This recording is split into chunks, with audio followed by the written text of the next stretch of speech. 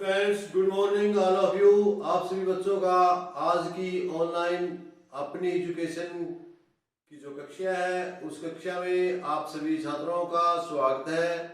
प्रिय छात्रों, आप कर रहे हैं 11th क्लास की इकोनॉमिक्स का सेकंड पार्ट का लेसन नंबर 6 और जिसका नाम है आर्थिक सुधार 1991। 1991 जो आर्थिक सुधार हुए या इसका दूसरा नाम हम कहते हैं नई आर्थिक नीति। यह आर्थिक नीति क्या है, क्या सुधार है, इसके बारे में हमने आपसे कल विस्तार से बात की थी और आज की कक्षा में हम बात करेंगे जो नई आर्थिक नीति है इसकी मुख्य विशेषताएं क्या हैं। तो प्रिय छात्रों, जो नई आर्थिक नीति है इसकी मुख्य विशेषताएं कौन कौन सी है। तो जैसा कि कल भी मैंने आपको बताया था कि एलपीजी बच्चे कभी इसको गैस समझ ले, वो नहीं है, बल्कि एलपीजी का मतलब आपको मैं आज बताता हूं, वे समझे। नई नीति की मुख्य विशेषताएं। जो नई नीति है या आर्थिक सुधार है, नई आर्थिक नीति, हम इसको नई नीति की बजाय नई आर्थिक नीति लिख लेते हैं।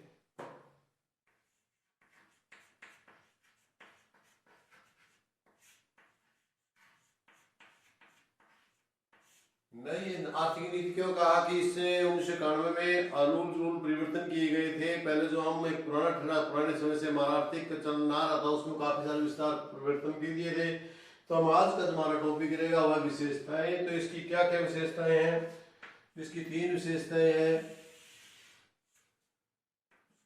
नंबर 1 उदारीकरण। नंबर 1 उदारीकरण।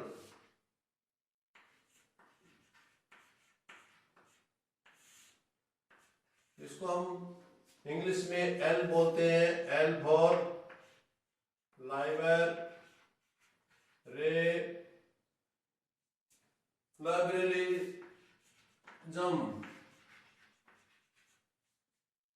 जो हमने आपको बताया था एलपीजी, ये तीनों विशेषताएं उदारीकरण की। जो नई आर्थिक नीति है, नई आर्थिक नीति है उसकी 3 विशेषताएं हैं एलपीजी।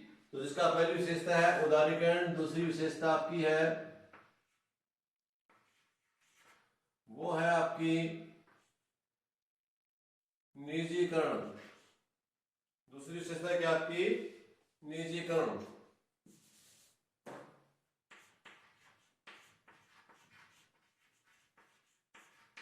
निजीकरण यानी प्राइवेटिजेशन।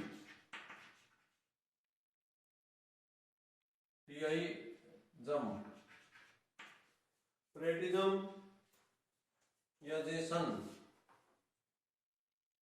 लाइब्रेरिजेशन TION, ये भी TION, प्राइवेटाइजेशन। और तीसरी जो आपकी विशेषता है वो है वैश्वीकरण।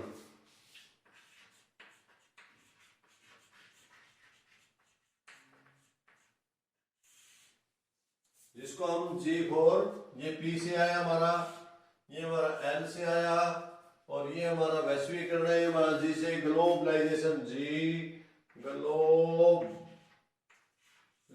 ग्लोबलाइजेशन।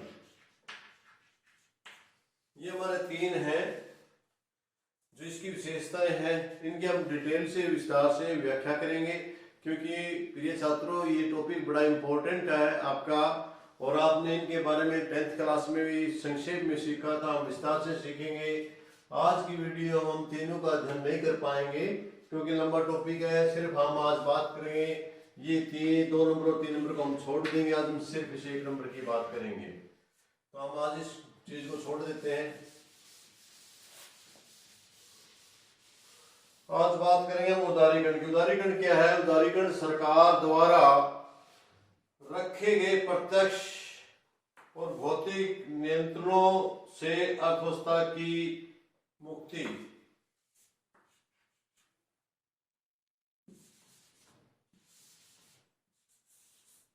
उदारीकरण सरकार द्वारा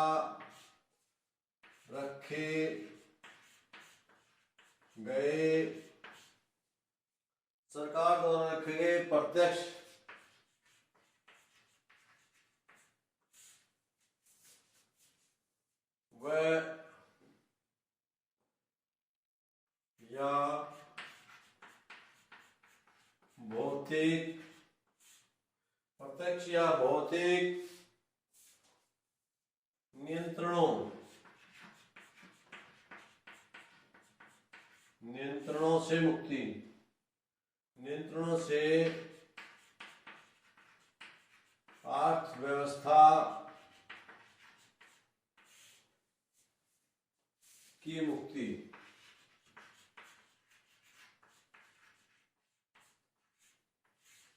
ये इसका आपका उदारीकरण का अर्थ है। प्रिय छात्रों, उदारीकरण के बारे में बच्चे बड़े कंफ्यूज रहते हैं। मैंने 10th क्लास में भी कक्षा में बच्चों को देखा था, लेकिन अब आपने कंफ्यूज नहीं होना, क्योंकि छात्रों जो उदारीकरण है वो पूर्ण रूप से अर्थव्यवस्था को छोड़ देना नहीं है कि सरकार का बिल्कुल भी नियंत्रण छोड़ देना, बिल्कुल उसको मुक्त कर देना, लेकिन सरकार द्वारा रखे गए प्रत्यक्ष या भौतिक जो नियंत्रण होते हैं उनमें ढील दे देना होता है, उनसे मुक्त करना होता है।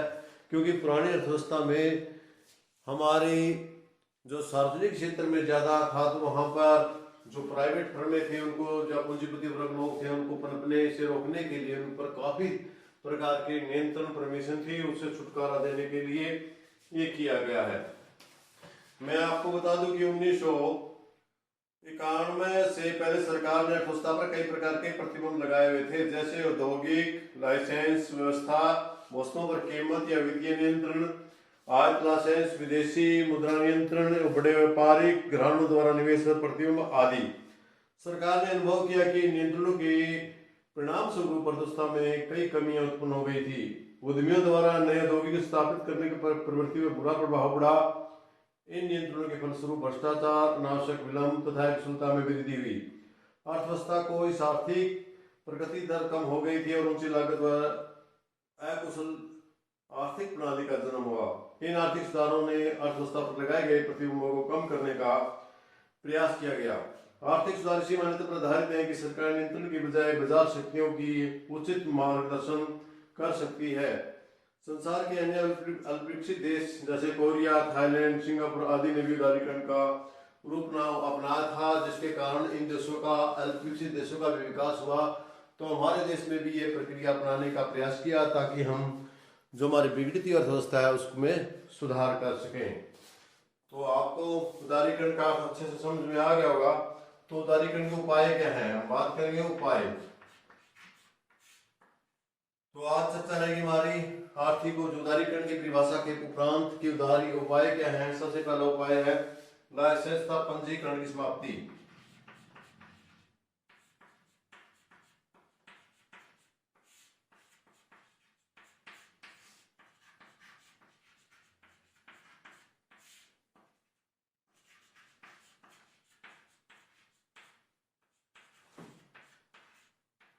सरकार ने इस नीति के तहत सबसे पहले यही किया कि जो लाइसेंस है उनको समाप्त किया जाए। पूंजीकरण है, पूंजी के ऊपर जो लाइसेंस दिए जाते हैं, लाइसेंस को कम किया जाए उसकी, ताकि अर्थव्यवस्था के स्थान पर उदारता की नीति अपनाने की है। अभी तक सरकार, भारत का निजी क्षेत्र एक कठोर लाइसेंस व्यवस्था से काम कर रहा था।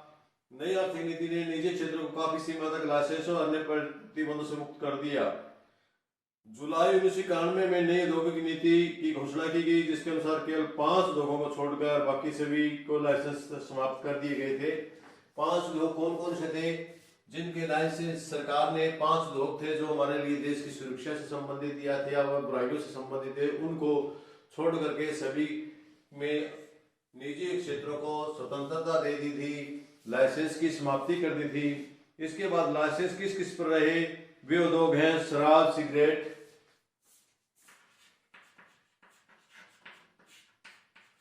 क्योंकि ये उससे संबंधित थे। आपके शराब, सिगरेट ये नशे से संबंधित थे। रक्षा उपकरण,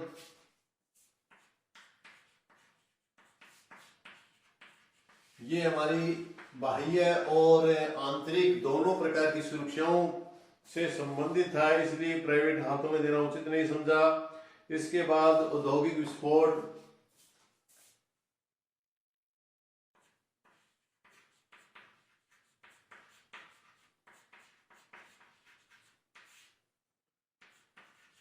औद्योगिक विस्फोट, क्योंकि इससे भी देश को खतरा था कि कोई इसी प्रकार का विस्फोट सामग्री बना करके कोई भ्रष्टाचार व्यक्ति या किसी प्रकार की गलत नीति न अपनाए, इसलिए इसका भी लाइसेंस जारी रखा। इस प्रकार इन्होंने कई खतरनाक रसायनों का भी रखा इसके साथ साथ। और नंबर 5 है खतरनाक रसायन, दवाइयां वगैरह, खतरनाक रसायन, मेडिसिन या जो भी स्प्रे वगैरह थे उनके ऊपर भी सरकार ने इन चीजों पर, शराब पर, सिगरेट पर, रक्षा उपकरण पर, औद्योगिक विस्फोट पर और खतरनाक रसायन पर, इन 5 उद्योगों के लाइसेंस रख करके बाकी सब के लिए सरकार ने खुली छूट दे दी कि वो किसी प्रकार अपना जो उसकी है उसको कर सकता है। उसके लिए कोई पंजीकरण कराने की आवश्यकता नहीं है, कोई लाइसेंस लेने की आवश्यकता नहीं है। उसको बिना एक लाइसेंस और पंजीकरण के वह अपने उद्योग का विस्तार कर सकता है। कोई भी उद्यमी है बिना प्रतिबंध के अपनी नई कंपनी शुरू कर सकता है और उसके शेयर भी बेच सकता है। इसके अगला है, ये थी हमारी इसकी पहली उपाय। दूसरा उपाय था, इसका दूसरा जो उपाय है हमारा वो क्या है? वो उपाय है हमारा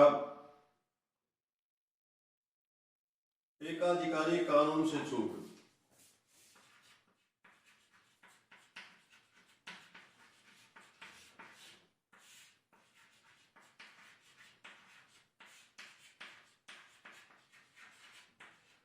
छूट पहले एकाधिकारी कानून हमारे देश में लागू था, जिसको हम जानते हैं MRTP।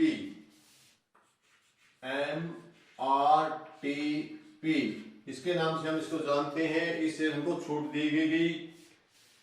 इस एक्ट के अनुसार जिन कंपनियों की संपत्ति 100 करोड़ से अधिक थी उन्हें MRTP फर्म घोषित कर दिया जाता था तथा उन पर अनेक प्रतिबंध थे। अब इस MRTP की अवधारणा को समाप्त कर दिया गया। इन फर्मों को निवेश संबंधी निर्णय लेते समय सरकार से पूर्व अनुमति लेने की कोई आवश्यकता नहीं है। उन्हें अपना विस्तार करने की स्वतंत्रता मिल गई। एकाधिकारी कानून के अंतर्गत आने वाली कंपनियों को भारी छूट दी गई। एकाधिकारी कानून होने के लिए निर्धारित पूंजी निवेश सीमा भी समाप्त कर दी गई। इसके परिणामस्वरूप कंपनियों और उद्योगों के घरानों पर उद्योगों के विस्तार और नए उद्योग खोलने की कंपनियां खरीदने विलय करने की कोई पाबंदी नहीं होगी। नई नीति में उद्योगों को हितों की रक्षा करने के लिए अनुचित व्यापार व्यवहार को नियंत्रण में रखने का ज्यादा महत्व दिया जाएगा।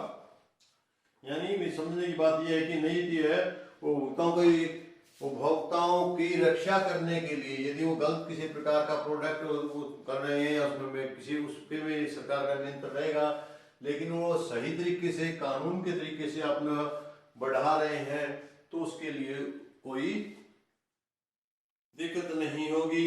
एकाधिकारी बोर्ड अपनी मर्जी से किसी भी मामले में जांच कर सकेगा।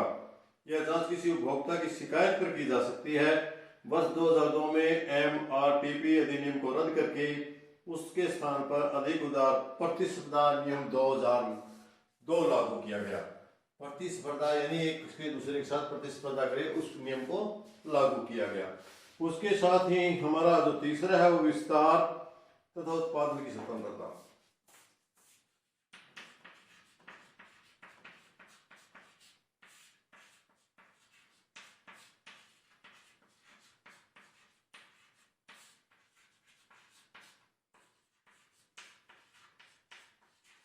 विस्तार तथा उत्पादन की आजादी।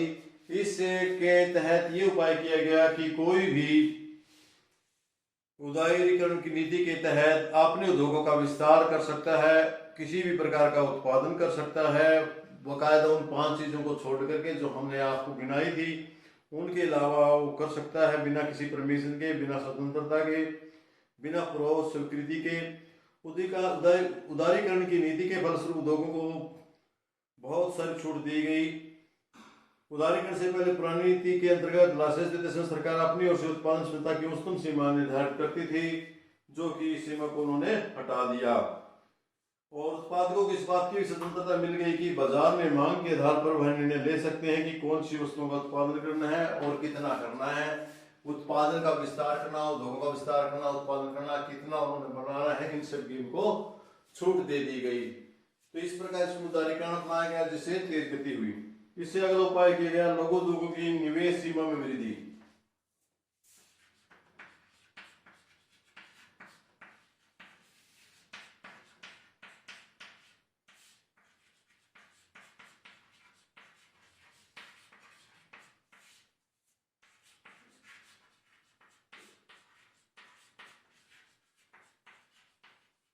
एक ये बढ़ाया गया कि पहले थे जो लघु उद्योग लगे थे उनमें पूंजी थी वो कम थी, निवेश था वो कम किया जा रहा था, कम उनके ऊपर एक सीमा लगाई हुई थी, लेकिन इस सीमा को उन्होंने खत्म कर दिया।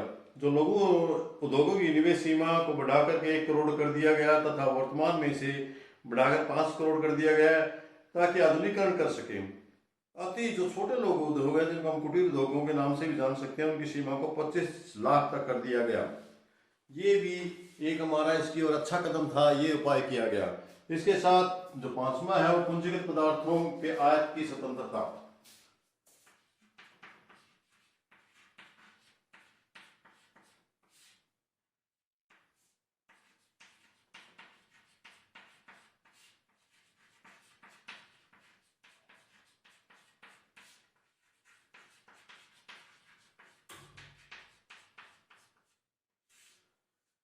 उदारीकरण के अंतर्गत जो पूंजीगत पदार्थ हैं, मशीनें हैं या मशीनों के लिए कोई कच्चा सामान है उसको विदेशों से लेने की परमिशन दे दी गई।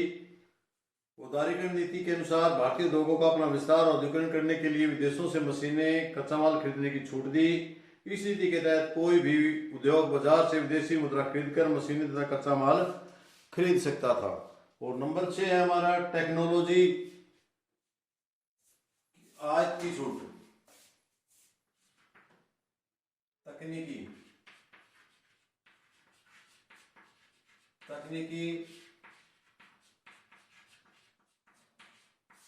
आयतों की छूट।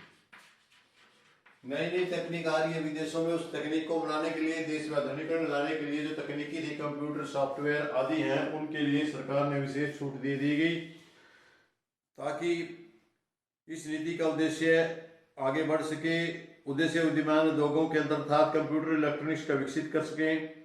भारतीय उद्योगों को नई तकनीक उपलब्ध कराने के उद्देश्य से नई तकनीकी में यह प्रावधान किया गया कि उच्चतम प्राथमिकता वाले उद्योगों को तकनीकी समझौते के लिए कोई इजाजत लेने की जरूरत ना पड़े।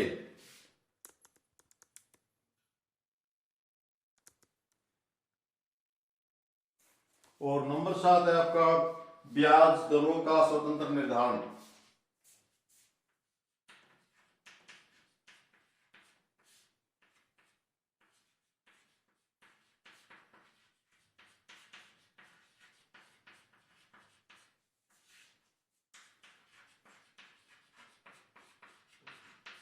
आपको पता है कि पहले सारे जो निजी बैंक थे उनको वो तोड़ करके उनका सभी बैंकों का सार्वजनिक बैंकों में विलय कर दिया गया था, और जो बैंक की ब्याज की दर थी वो हमारा रिजर्व बैंक ही निर्धारित करता था।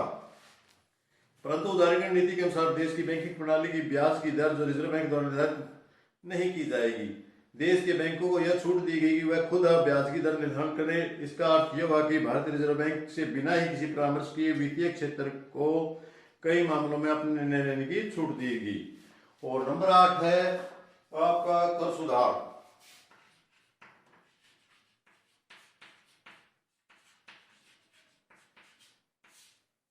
इसके साथ साथ उदारीकरण के तहत 1991 के बाद से व्यक्तिगत आय पर लगाए जाने वाले करों की दरों में निरंतरता कमी आई गई। इसके पीछे मुख्य कारण यह था कि ऊंचे कर दरों की वजह से करों की चोरी होती थी। अब यह एक व्यापक रूप से स्वीकार किया गया कि यदि करों की दरें ऊंची न हो तो बचतों को बढ़ावा मिलता है। लोग स्वेच्छा से अपनी आय का ब्यौरा देते हैं। निगम कर की दर जो पहले अधिक थी धीरे धीरे कम कर दी गई है। प्रत्यक्ष करों में भी सुधार करने का प्रयास किया जा रहा है ताकि वस्तुओं और सेवाओं को एक सामान्य स्तर पर बाजार की रचना की जा सके। लेकिन यहाँ इसमें उदारीकरण को अवैध नीति समझ लेना उचित नहीं है प्रिय विद्यार्थियों, क्योंकि अबंध नीति का उस नीति को कहते हैं जिसके अंतर्गत राज्य द्वारा अर्थव्यवस्था के कार्यक्रम में कोई विशेष हस्तक्षेप नहीं किया जाता। उत्पादकों द्वारा